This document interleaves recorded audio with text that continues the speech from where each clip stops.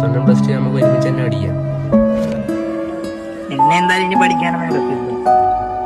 നമുക്ക് മൂന്നാർക്ക് ഒരേ കണക്കല്ലേ മാർക്ക് കുറവ്, പിന്നെന്താ നിന്നെ മാത്രം പഠിക്കാൻ വിടാത്ത?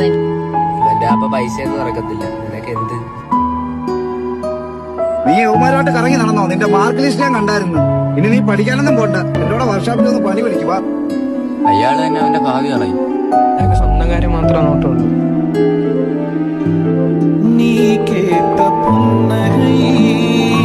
പഠിക്കാനൊക്കെ വരണ്ടായിരുന്നു, ഇവിടെ വൈബായിരുന്നു.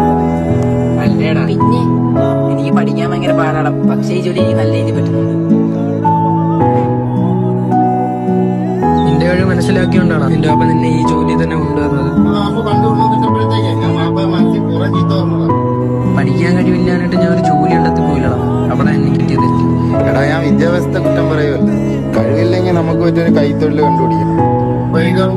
ഞാൻ കല്യാണം കഴിഞ്ഞു, കാറുണ്ട്, വീടുണ്ട്, പെങ്ങളെ കെട്ടിച്ചു വിട്ട് ഇവിടെ പഠിക്കാൻ പോകുന്നത് എന്തായാലും